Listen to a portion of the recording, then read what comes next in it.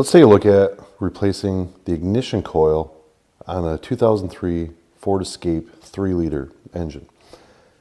So now the front coils are certainly much easier to access than the rear coils. So we'll just take a look at that. First off, we have to remove this plastic cover here.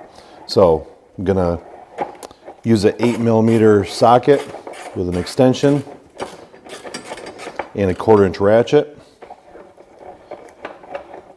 And we've got 3 nuts or studs that we need to remove here. There's 1 on this side and 2 more on this side over here. You may notice the hood prop rod laying in the way here. Typically you would have this up holding the hood. However, to get a little more access, I'm using a different prop rod to hold it open a little bit further, give them a little more light, a little more room for the camera here. So once I've got those loose, I'm now going to pick the cover up and slide it up off the engine. Have to be a little careful with the crankcase breather tube right there in the way.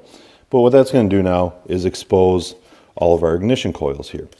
So you can see we've got 3 different coils up on the front side of the engine right there. So we can see cylinders number 4, number 5, and number 6. Now in the Ford, they number it with 1, 2, and 3 on the back side of the engine, and cylinders 4, 5, and 6 up here on the front side. So let's take a look at replacing number 6 ignition coil here. And you can see I've just gone ahead and disconnected the electrical connector. Now it's important to note on the wire harness here, there is also a little number 6 here, and number 5 and the 4. Pay special attention in case you have all these off. We certainly don't want to mix it up and plug these in to the wrong coil. So it's very important to pay attention that you reconnect the electrical connector back to the one that you just took off. So I'm going to take my 8mm socket again, break the bolt loose, and once that's done, I can pull the ignition coil up out of there. And so one thing we want to look at here is the fact that it's nice and dry. There's no oil inside of there. If there was oil, we'd want to replace the valve cover gasket here to prevent any oil or fluids, for that matter, running down inside the spark plug hole. Yes, we want to replace the spark plug at the same time, and once that's done, we can take our new ignition coil, insert it back into the hole. We'll put the bolt back in place.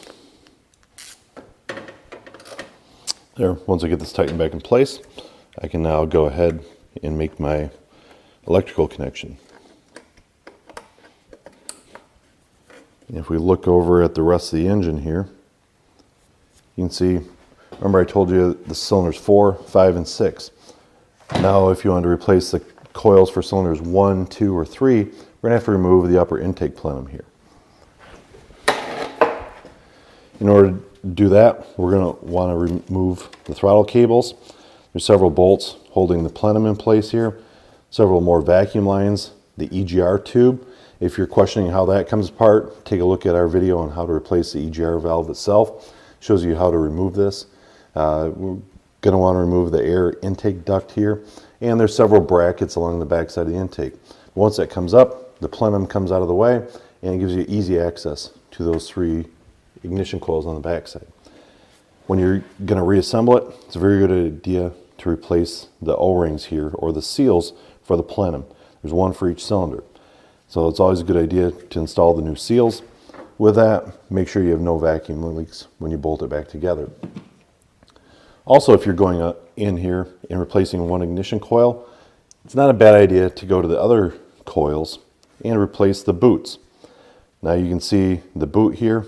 It comes with the connector inside there. This basically conducts the electrical current from the ignition coil itself, carries it all the way through to the spark plug, which is inserted inside the boot here. So you would insert that in there, pop it on the coil, install your new coil, and away you go. Hopefully now you understand what it takes to replace the front ignition coil and have a better idea on replacing the back ignition coils for cylinders 1, 2, and 3 on these Ford Escape 3 liters.